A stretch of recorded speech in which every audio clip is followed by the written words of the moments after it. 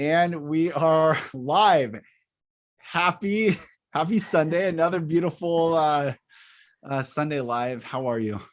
Happy Sunday, Lucas, and happy Sunday, everyone. I'm doing great. I love how we started this this Sunday live off camera, Yeah. where we actually acknowledge the light within each other. And I would love everyone to start any relationship, any meeting they have, to start with saying, "I acknowledge the light within you," because. And I really want to share this. We are going to continue to talk about holding the light. It's going to be holding the light part 2 because we enjoyed it so much and not everything was said that needed to be said. So we want to do this Sunday live as a continuation of that conversation from last Sunday. And saying this to each other, that I acknowledge the light within you, is a beautiful way to connect to the truth within each and every one of us. And for me, it actually, one of the longest lessons that it has taken me to learn in life is that I am my own light in the darkness. It's one of the most powerful ones, but it is also one of the most hard ones to realize. We're always looking for this light outside of us. We're always looking for, God or the sun or whatever we're worshiping as something greater and bigger than ourselves. But the only place to find it is within, because we are made of that source, that light, God. Yes. So if we're looking for it on the outside, we become needy, we become clingy, we become, it's ego.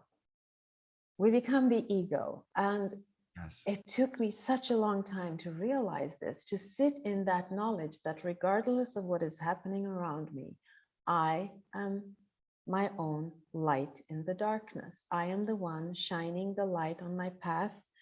And that's how it is. So I think it's so important to understand where this source of light is, that it is within each and every one of us, and also to acknowledge it within each other and say, I see the light in you. Yeah. So I see the light in every one of you listening and watching this Sunday live conversation today.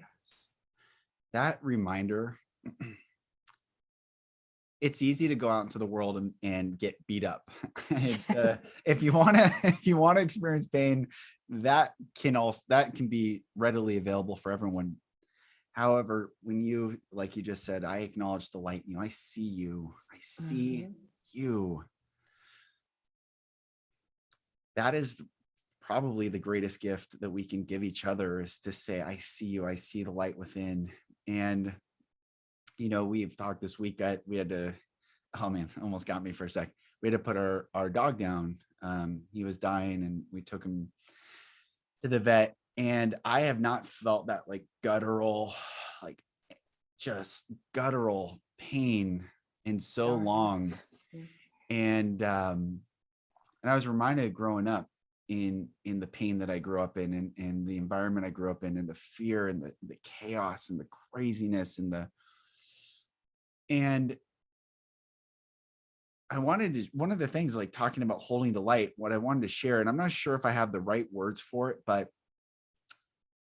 humanity, I think everyone needs to be given the permission to just let it out. Just because I remember being a kid, like just gutturally, like screaming out to God, to whatever, what I can't do this anymore. I can't live like this anymore. I can't. This darkness is not compatible with my existence, and yet I need to. And it wasn't so much me saying I can't, it was more me expressing the pain out, which allowed, and I've learned over time, to let the light have more space. The more I held the pain in, it dimmed the light. And my wife, Lauren, just shared this meme, and it was so beautiful. It was like, express the pain through art, through writing, through music, but do not let your pain be a graveyard in your body. Your body's not meant to be the graveyard to your pain. And I thought, Yes, that is so beautiful because your body is not, it is not created to hold that amount of darkness. Darkness is like an initiator of an Mm, expression that you might need to do in the world. So when you allow that out of you in the form of art or poetry or something that is mm, expressive, you allow other people to look at it, see it, and feel that they're not alone in their own pain, and that will ease their pain. That mm, is what art and poetry and literature and all the other expressions are for. It's supposed to be of a beneficial character. When you hold it, it becomes your secret. And you know, trauma is always, I mean, you have the initial trauma, but the real trauma is created when you're carrying that in secrecy within you, all the pain and all the things that you, the shame and guilt and whatever it is. When you're yes. holding it, it dims your light, but you're holding it. Yes. It's meant to be shared. It's meant to be allowed out in this world so that you can feel lighter. I Mm, remember sitting in a meditation, and in the midst of this meditation, I was supposed to allow all the murkiness in my body to go through my feet and down into earth. And it stopped me because I was thinking, but I can't do that. I will pollute the earth. This is what I was thinking because it was so dark that it would pollute the earth. It would poison earth. And I was thinking, why am I carrying this poison if I'm afraid that I will poison earth, Mother Earth, which is healing in yes. itself. Mother Earth can handle my pain. Yeah. But I was thinking about that and I thought I have to release it. And I Mm, allowed it to go through me down to the ground and into earth. And I realized that I am held. mm, Mother Earth will take care of this. And I felt utter gratitude and love towards someone, that there is someone, Earth is there to help me release this. mm, So knowing that regardless of what it is that you're carrying, you're supposed to allow it to come out so that you can find your own light again. Now, there are ways for people to help other people to allow this because we're usually afraid that we will be judged, yeah. that they won't love us as much as if we show what it is that we're carrying around, the shame, the guilt, the fear, the whatever we're having going on within us. So if we share it, we feel that they might not love us. So how do we create that space for others so that they will feel safe enough to allow it out of them? How do we create that space that Earth created for me? Well, Mm. we do it by holding the space, Yes, that's right. by being non-judgmental, by being authentic in that meeting, by being forgiving, by being loving, caring, compassionate, by being Mm, trusting, by being present, by listening. That is how we create the space. yes. None of these things have to do with speaking or giving, giving them advice because that's not what we need at that time. All we need is to express that pain, Mm, allow it out, and have someone standing there with light and saying, you are enough. yeah. You're good enough the way you are. Let it out. Yes. Yes. That's how we Um, hold the light. you said hold the space, and we talked earlier this week that Yes. um our pets are Mhm. are like the Yes. I just have to say, just for documenting purposes, like my dog that we just had to put down was like the sweetest for 15 and a half years, like held space. And I didn't really understand until Yes. he's gone. Like that was Mhm. holding space. And even the men's retreats where I hold space for these guys, like I have a greater perspective now of like just holding space. And one of the things that I think is so imperative that humanity gets to learn and reclaim for itself is to not judge one another. Yes.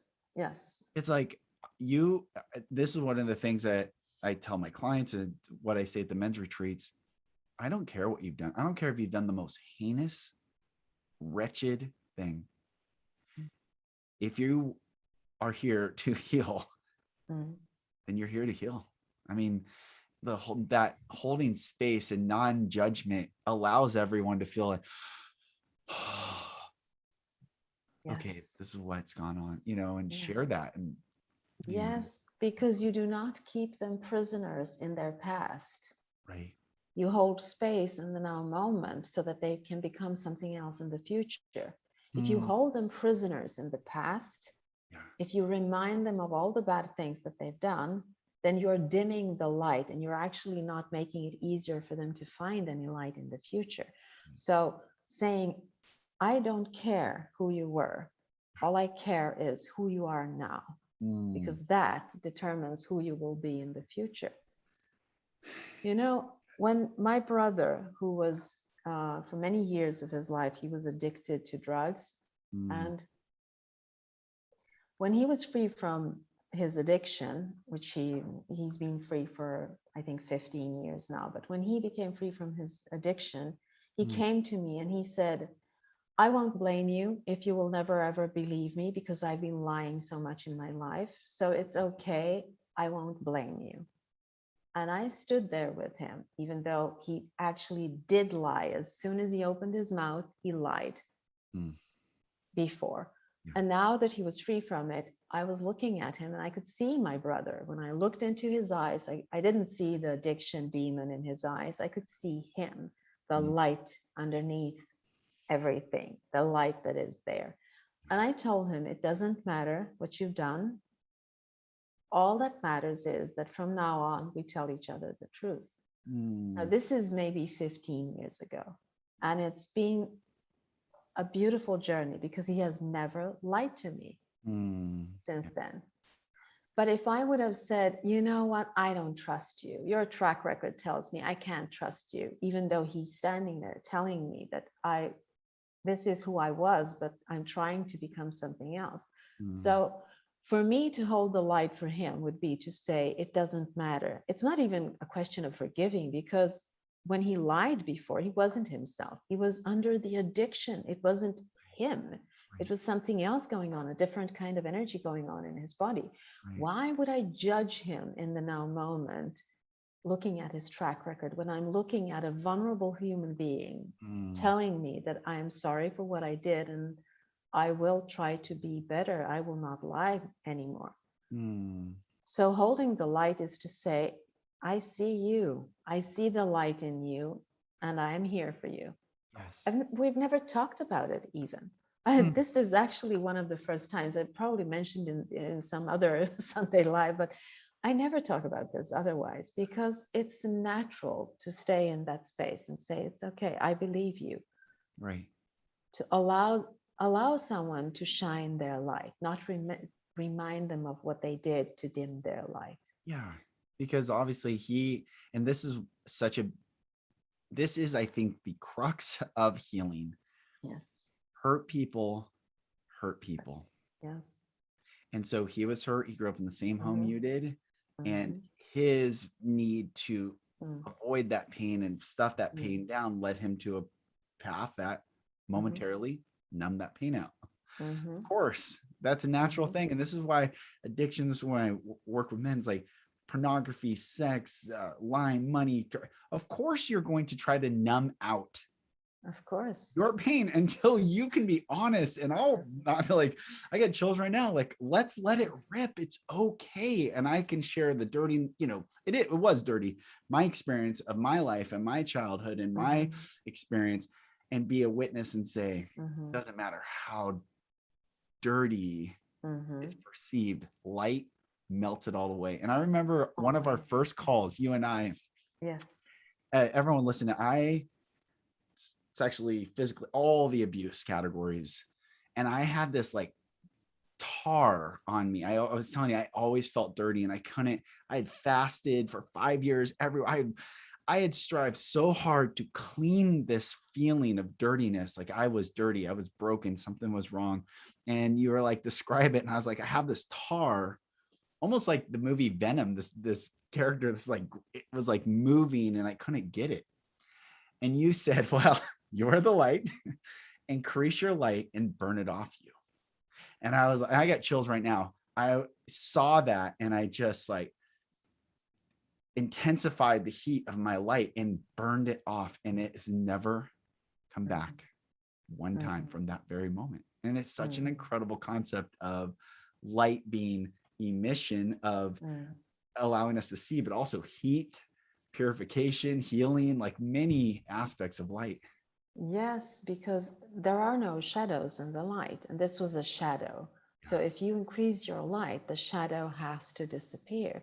You know what? I actually want to read a chapter from my book that is very, very closely connected to this. And in my book, I write about love, and I compare it to negative feelings like hate and fear. But we see love and light as equal. Yes. You can exchange love to light here. So Yes. I'll read the chapter because it gives such a beautiful explanation of what light actually is and the difference between light and everything else. Beautiful. Okay, so here we go. The chapter is called You Are Love. We live in a world of magic. Thoughts turn into matter. Infinity unfolds as space, and eternity flows into time while you read these words, or while I read these words.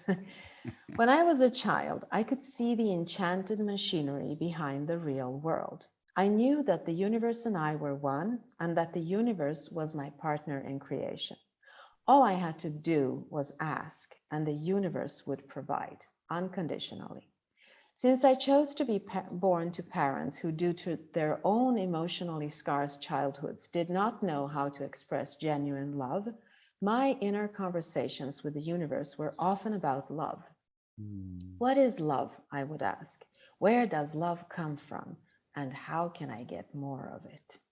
Sometimes when meeting a friendly stray cat on the street or cuddling my teddy bear in bed, I could sense the funny paradox of love. You know, the one where the more you give, the more you have. But I also knew all too well through emotionally painful experience that you cannot give what you do not have. During my countless silent conversations with the universe, I have come to understand that love is one with no equals. Meaning light is one with no equals. Nothing else in our reality has the same properties as love and light. There is a peculiar difference between love and all negative dark emotions such as fear or hate. Not just the obvious difference, but a deeper, more profound one. Genuine love is unconditional, whereas negative emotions such as hate require specific conditions to exist. Hate must be preceded by an action or a thought. One thought follows another thought, creating the notion of time, which means that hate needs time to exist. And since hate is an excluding frequency, meaning it separates and pushes things away, it also needs space. So, beyond the reality of time and space, there is no situation and no room for hate to dwell in. Love, on the other hand, is instant, all-embracing and all-inclusive. It does not have to be preceded by anything. It simply is, always available in the now for the joy of being. Love is the base ingredient in the fabric of the universe, working with infinite precision and patience. Like mathematics and geometry, love is a universal language understood by all of us. The saying goes that love is blind, but the way I see it, love is not blind. It is just a higher frequency, transforming everything when felt in that vibration. Love not only transforms you from within, it transforms everything you focus your mind on from without. Love creates an atmosphere where even the darkness is included, allowed and transformed within its warm, compassionate light. You are connecting to pure love and truth because that is what your source is made of. That is the essence of who you truly are. When you're aligned to that source, No thought can be based in fear or hate because you know love from its purest form, yourself. You're the infinite source of love. Your free will to always choose love and light is a treasure, giving you endless opportunities to transform everything you focus your attention on. Choose love and see the magic behind the real world. Because you see, the universe is always listening and providing unconditionally. So, why I wanted to read this is because of, we always say that love is the fabric of the universe. It is the fabric of the universe because it is light, and light allows everything to be, including hate and fear, because it is non-judgmental and it accepts it unconditionally. So, meaning love and light is the only real thing. Everything else is an illusion in that, accepted by that unconditional love and light. And we are made of that light. This is who we truly are, every single one of us on this earth.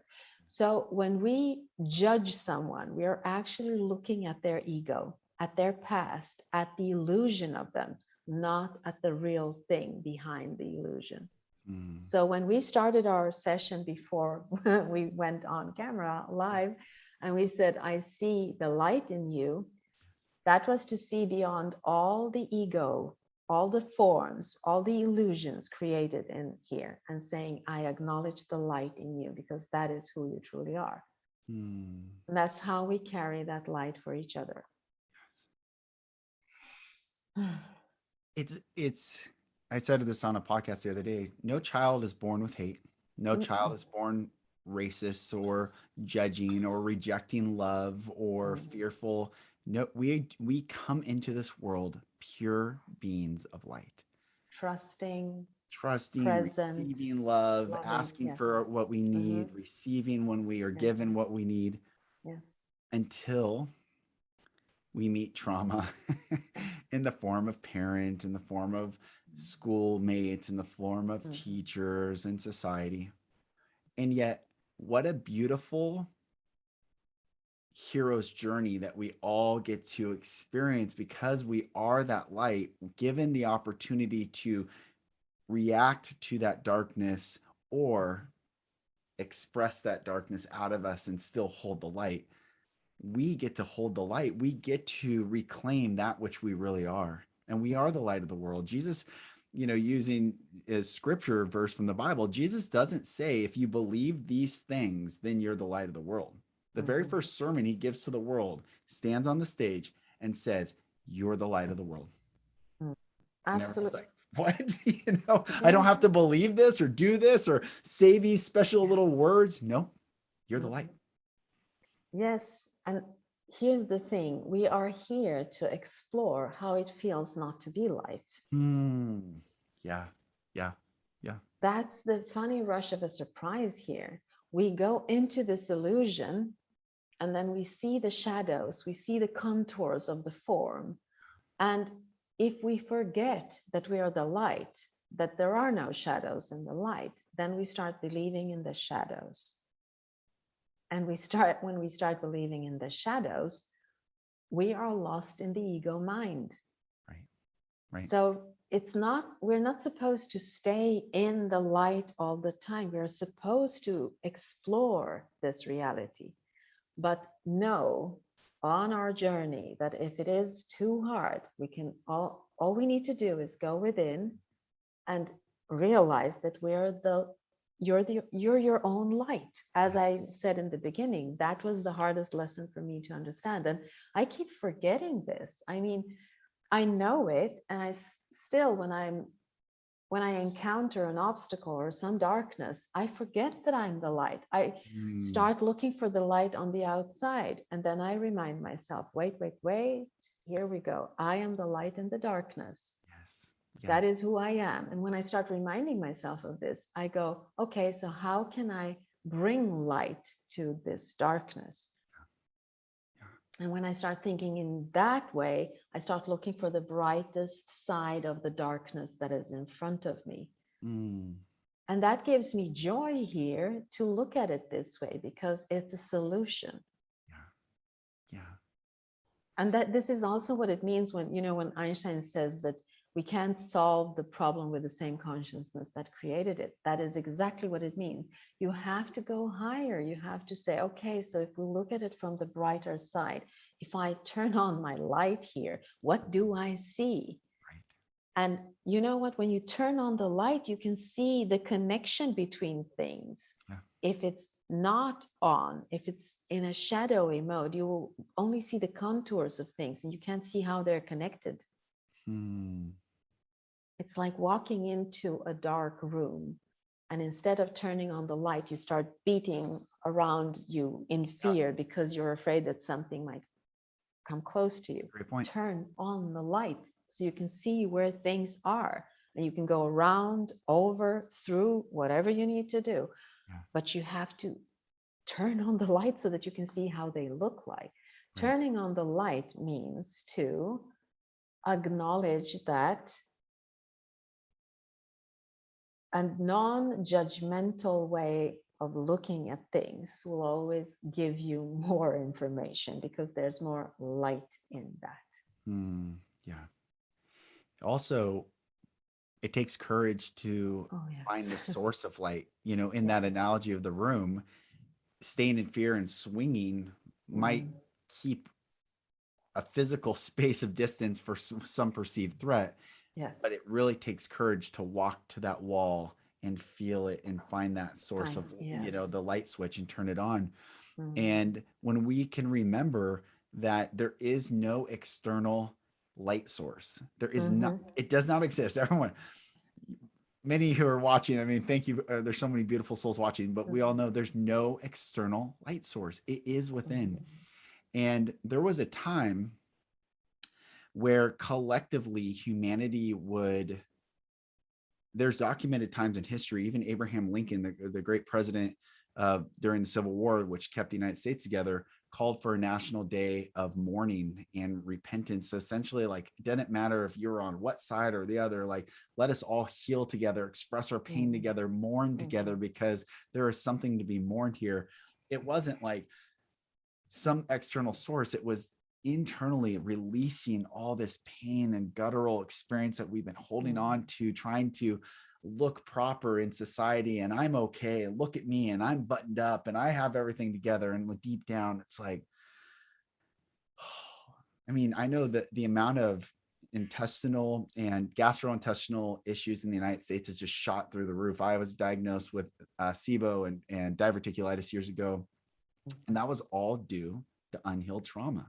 And the amount of Crohn's disease and all these gastrointestinal, it's all this pain stuffed in people's guts, just holding it in, tightening it in, and just, that's all trauma. But when I healed, released all that pain, I didn't have to go on drugs, or it healed. And it was like, wow. Yes. Can you imagine if we did this as a planet? Yes. It would be incredible. It would be incredible. And all it takes is to understand that whatever you need is within, always. Always. Of course, we need to share stuff. We need to interact with people. We need to be each other's light. But the real thing must come from within. It always has to come from within. You have to find it, and you have to allow it to shine. So how do we find this light from within? I think we will surprise ourselves when we truly get the pain out versus seek the light. And I think this might sound counterintuitive, but the light's in there, always on. It's like a pilot light in a gas fireplace. It's always on. And we cannot extinguish our light. It is always going to be connected to source. It is always going to be connected to where we've come from, like the silver cord or the umbilical cord of a child coming out of the mother's womb. That connection is always there. And yet the room is so full of all this shadowy murkiness. And I think all murkiness, all shadowy work is pain. And it stems from generational or real experiential pain that we've gone through. So when we can face our pain and acknowledge and no longer protect family structures, or my parents did the best they could, or am I in pain? Yes or no? Are you in pain? Yes or no? Then let it out and get it all out. And we will be, that's why I guess I was saying that like guttural crying. It's like when I was a kid, I would just cry out like I had to get out of myself, but that let all that darkness out. And I think we will shock ourselves how much light is in there. It's like the oxygen can fuel the pilot light, which grows the light. And it's like the more pain we express, the more light we emit. And that's how I would, that's how I look at it, certainly. Yeah, I so get that. I mean, for me, it's a little bit different. For me, but maybe it's not different. It's a different kind of letting it out, to surrender to something. When you've been pushed so hard that there is no way out of it, and you say, okay, I need to surrender to this. What is it that you're surrendering to? Well, you surrender to the infinite flame that is within you. It is always there. That is what the connection to God or source, or the connection that is never broken. As long as you're breathing here, that connection is totally and utterly intact. Yes. Because what you're doing here is that you're exploring a physical reality, a polarity, and you're playing around with illusions. So this cord is always there, because if you forget yourself in the illusions, God can always pull you back. That's right. So surrendering to the knowledge that, okay, I cannot do anything more. This is where I am. And just sitting through that releases a lot of things for me. So for me, it's a little bit like surrendering. But the longer I've lived, surrendering is like remembering for me. So when I surrender, I also remember who I am. There is a connection between the two. When I surrender to the moment, I surrender to what is, I also remember who I am. Yeah. And when I remember who I am, I know that I will be able to handle it. So it's not about light shining out of me. Right. It's a very quiet thing going on within me where I go, I can handle this. I can handle this because I know who I am. Yeah. But it has taken me half a lifetime to go there. And I surprise myself each and every day with this. It's like I forget it while I sleep. I have to remind myself of this all the time, that I can handle this. Because when I am in pain, for me, I have to define what that pain is, because emotional pain can be a lot of things, like fear or anger or everything that is separating, pushing away, trying to take something. That is emotional pain. So I have to ask myself, what am I believing that is making me feel this way? And then I go to that belief and I look at it, and usually it's a crazy belief coming from something from my past, which I didn't implement myself. I didn't choose it. It was put there by someone else. So this pain helps me to release patterns and pathology and belief systems that are actually not my own. So when I look at it from that perspective, the pain is actually serving me to release the things that no longer belong to me. But if I believe the pain, if the pain becomes my truth, if it becomes a part of my identity, then I have lost it in that. So I live in darkness instead. And that's where when it's too much of it, I surrender and I remember, and then I say, I can handle this. So shining our light doesn't have to look like we're stars and sun. It's a feeling of freedom, a feeling of expansion within. Yeah. That is how light feels for me. Like effervescent beingness, just Yes. just being. Yes. Being, If it allows you to breathe, then it is that's right. close to the light. That's You right. say this all the time. If it allows you to breathe, it is close to who you truly are. Right. But you know what? When I am in this place where I feel like, okay, I know exactly who I am, and I'm shining my light, and it feels good. It's like John Lennon. He says, the more I see, the less I know for sure.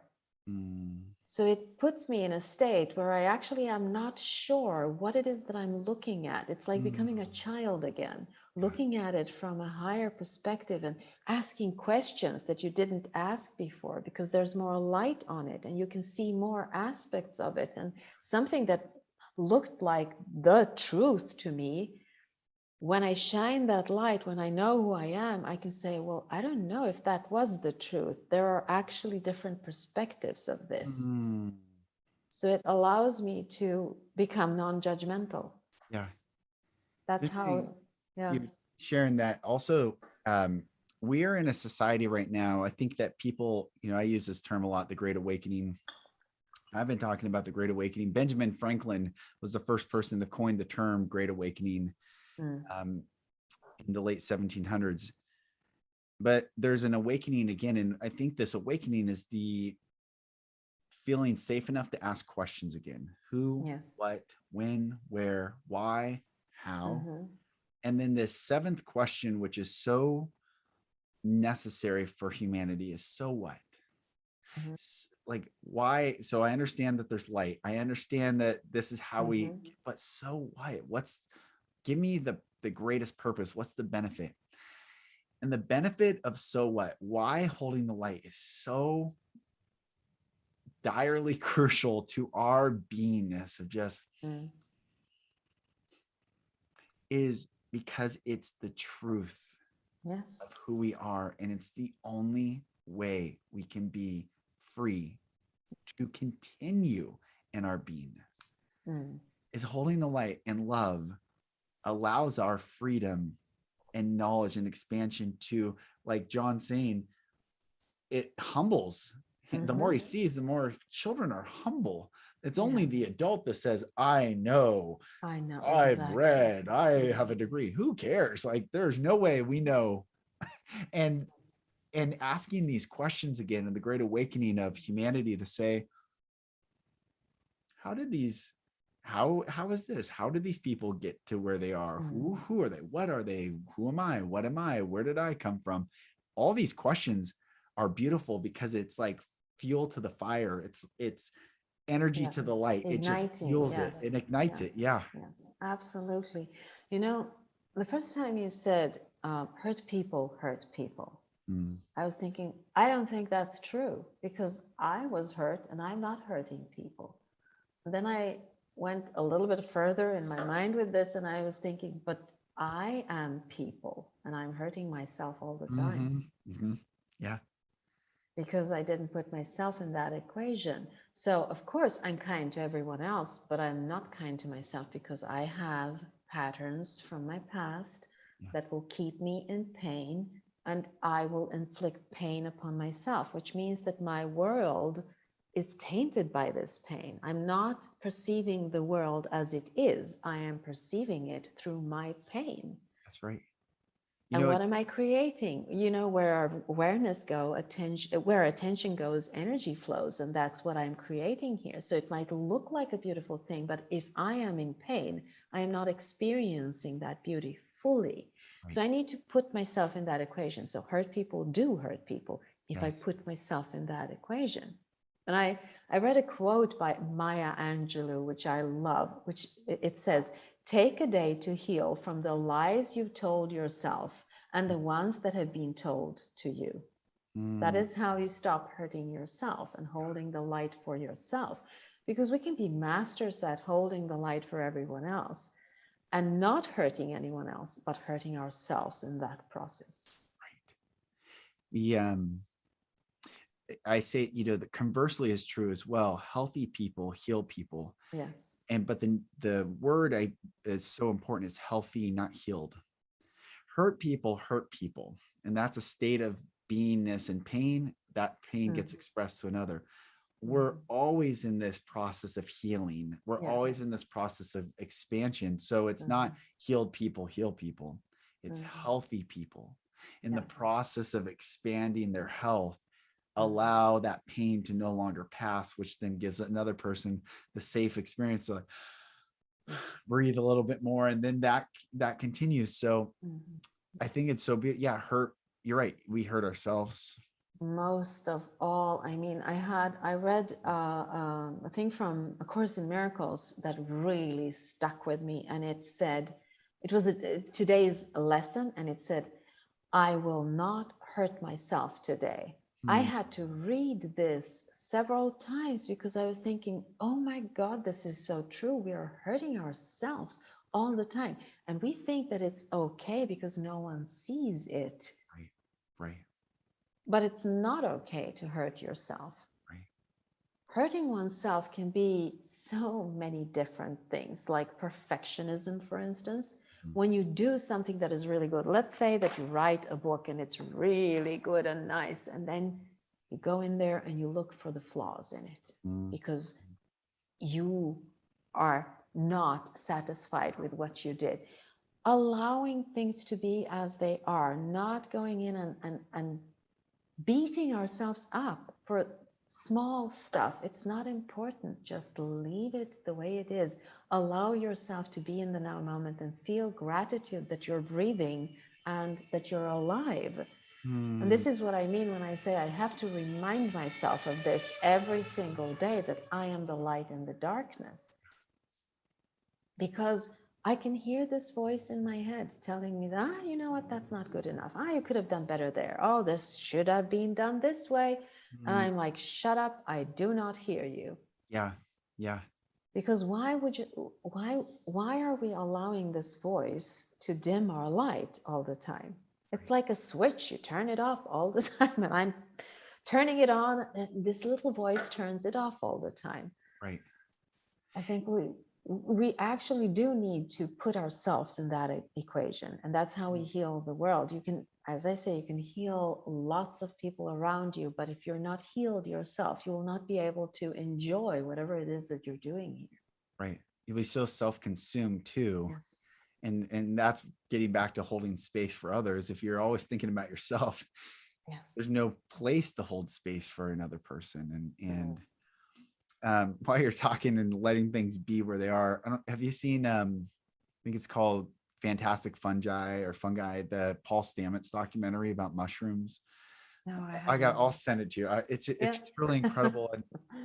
And they time lapse, just incredible. That like an animal died out in the woods, and they took a photo or video of it, and they time lapsed it, and the mushrooms that grow from it, and it's this constant. Someone where they're talking about rhythm in the chat here, of rest and acting, and mushrooms grow life from death, and then communicate what's in the soil to trees and other mycelium in the earth. It's constantly in this dance, this flow. And yet when we forget to rest, to release, like you're saying, to surrender, we're actually out of the natural state of the nature that is around us. We are natural beings. We are not AI. We are not some technological binary data codes. We are rhythmic, our lungs, our heart. Breathing in and out. Yes, absolutely. And that dance, it's like the old billows that pumped oxygen into fireplaces, hundreds of years ago. That creates more light.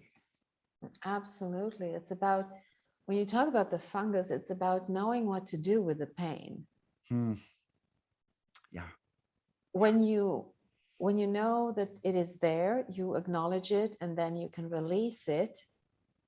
You're actually doing what the fungus is doing. You are transforming pain into something that might be light for others. Right. And that's how you help other people. When you transform your pain, it's not about, just talking about your problems all the time. It's about living the lesson that you've learned from solving a pain within you or releasing a pain within you. Mm. Showing others, this is how I did this. You have your own way, but showing them that there is a possibility, that there is an opening where they can solve their own problems. Mm. So releasing your own pain, there is a purpose in that. Yes. We wouldn't be perceiving pain here if there wasn't a purpose with the pain. And the pain, I write about it in my book, and I talk about it all the time. Pain is just a signal that you're deviating from who you truly are. If you're in a lot of pain, then you have forgotten where the light is within you. As we say, it is always there. It can never be extinguished. It is always there. Right. So it's for you to go within to find it. And the deeper you go within, the more you will allow others to see who you are. And when you can do that, you create space for them to be who they are. This is why it's so important. It all starts within. We have to go within so that we can heal the without. That's and right. It's like rings on a water, the waves, wave formations. Your inner light and your search for that inner light, and my inner light and my search for it, will create these rings, and we meet each other through these rings. This is how we co-create this reality. Unfortunately, it's the same thing with fear. It is contagious in the same way. So if I am in fear and I don't know what to do with it, I might scare you so that you go into fear, and these lines intercross, and we create a reality that is fear-based, because we have forgotten that we are the light and that we are the solution to it. Yes. So looking for the solution on the outside might solve small problems, but if you really want to solve something, you need to look at the solution from within and what you can do to send out the right frequency. And when you know yourself, you don't even have to work for it. It's just there. Yeah. There is no work in it. When you know who you are, it just comes out in the right frequency and allows others to be in it. You don't have to think, I need to be non-judgmental, because when you know who you are non-judgmental. It's just there. When I attempted suicide at the age of 20, later the week, I a lot of deep reflection. And I wrote in my journal, inward reflection leads to outward correction. And for so long, I was only doing outward reflection, how I look, where I fit in, what do people think of me? Am I smart enough, tall enough, big enough, fast enough, articulate enough? And it wasn't until I had tried pretty much everything and I still could not get this pain, and I had to look within. And that's when everything started to change in my life. And it looks like naturally, when we prune trees, they grow back more robustly. So if we're always trying to correct the external things that we don't like, I don't like this about me, I don't like this about me, this fruit, look, and you prune them, then it grows back more. And humanity's in this constant pruning phase, as opposed to going into the roots and saying, this thing that is producing in my life is not me, nor is it healthy. It was a seed planted by another person in my container. And when I release it, like you're saying, surrender it and remember, this is not me. Everything changes. Yeah, exactly. Because when you're looking for your identity on the outside, the answers that you will be given might not be the ones that you actually grow from and the ones that will make you understand who you are. Because usually it's like, I'm not lovable, I'm not good enough, I'm not deserving, I'm not as intelligent as you, I'm not as good looking as them. It's the comparing, it's the competition, because this is the society that we have created, is one of competition and comparing. And if you start comparing yourself with others, you will never be good enough. And do you know why? Because there is no one else like you. You cannot compare yourself to anyone else. You need to acknowledge your uniqueness and understand that everyone is unique out there. Mm. Because if you want to become as someone else, you become a copy of yourself, and that is not your purpose here. So it will be painful. It will be painful as hell, Yeah. literally as Literally. hell, Yes. because you are here to explore a unique perspective of all that is. Your consciousness, your focus point of awareness, is a unique focus point in time and space. Unique. There is no one like that.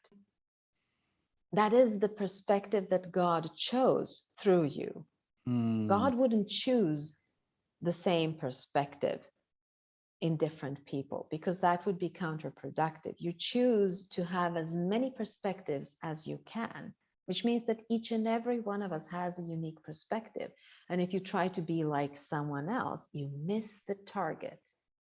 And that's why it's so painful. And yet, when we go to school, we are compared with everyone else. Yes. And they say, well, that's good, that's not good. And it's futile. It's, to me, it's insane, because we're all unique. Each and every one of us, every single person is unique, like the stars, like the sand, grains of sand. Right. We're utterly unique, each and every one of us. So you cannot compare yourself to anyone else. You can be inspired and then do your version of it. Right.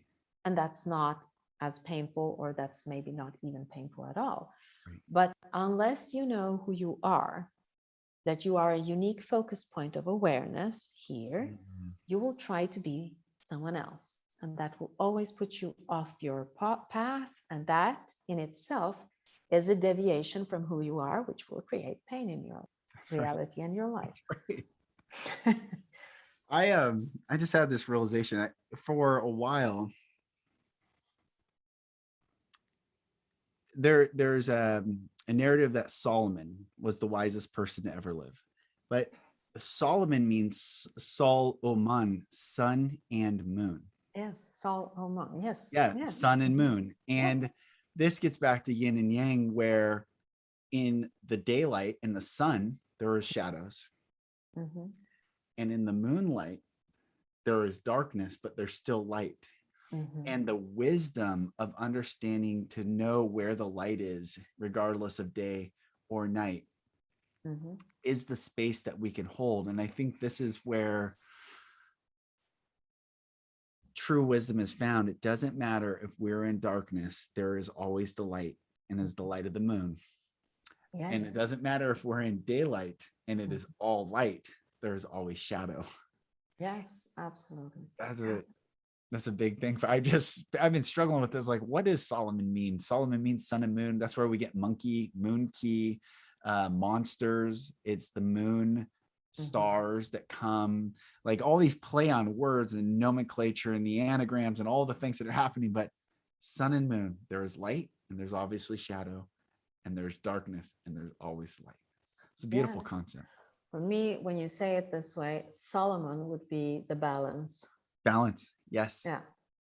Truly holding space. Yes. Yes. Yes. That's understanding who you are and holding that space. And the way I see it is that as long as we are in this physical reality, we will have a shadow. You cannot run away from your shadow. It is always there. When you know who you are, your shadow is really small. You're standing on it. It's like having the sun straight above you, as in noon. Yes. You can almost not see your shadow. It is there, but you stand on it. You own your shadow. And this for me is an analogy to know who you are. It's like standing at noon outside and looking for your shadow. You will not find it because you're standing on it. The less you know who you are, the more you try to be like someone else or compare yourself, or the more you are not aware of who you are, the bigger the shadow is. It's like the sun is not straight above you. either very close to the horizon on this side or on this side. And it depends on where your problem is. If you're connected to your past and cannot let it go, or if you're afraid of the future and do not know how to take that step into the future, this shadow will look enormous to you, but it's an illusion, because it's a question of centering yourself, allowing your sun to be straight above you. That's how you own that shadow, and that's how you know that you are in the light. It is always there for you. It's a question of centering yourself, balancing yourself, going, trusting that this light is within you, and it will always be expansion. It will always be loving. The perspective you need to look through is non-judgmental, loving, caring, compassionate, neutral, allowing yourself to stand in that. That is how you connect to the light within. It's hard because the reality out there will push your buttons. It will pull and tug and push. But still, we talked about it in our last Sunday Live, that the responsibility is always within us. Always. And as you just talked about how there is no such thing as healed people. Right. We are a work in progress. Yep. This is why I wake up in the morning and suddenly I forgot who I am. I have to work through the day to remember that I am the light in the darkness. Right. So it's a question of a progress in work, but making that work enjoyable, because every time you remember it, it will give you a little dopamine kick, because you remember who you are. So practicing it more and more, to be present in the now moment, not to be in a reactive state. When you feel that you need to react, stop and think a little bit before you react, or observe yourself and ask, why did I react this way, without guilt tripping yourself, being kind to yourself. That's how you get closer to that light, and forgive yourself when you're in darkness, because we all are. It doesn't have to be complicated. It's just that it has to be done in every now moment. That's the trick. It's not complicated. It's just that it has to be done in every now moment. It's beautiful. It's beautiful. Yes. It really is beautiful. Yeah. I see that we have come close to an hour, and it went so fast. I can sense when we're nearing an hour here, and I'm having such a great time, and it's too bad that 1 hour goes so fast. Yeah. What is time, actually? True. We'll have next week. We'll do. And I have to say, this is a great morning, because I got an extra hour of productivity this morning to fall back. Yes.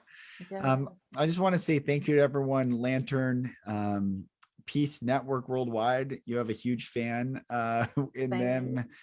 Sergey, it's so good to see you, brother. Sergey is holding the light in Canada. Starla. Who else was in here? Yeah, I think that's it. But everyone, thank you for watching, and thank you so much. This has been so beautiful. This is so neat. It's just refreshing the soul. So beautiful. So thank you. Yes, so much needed.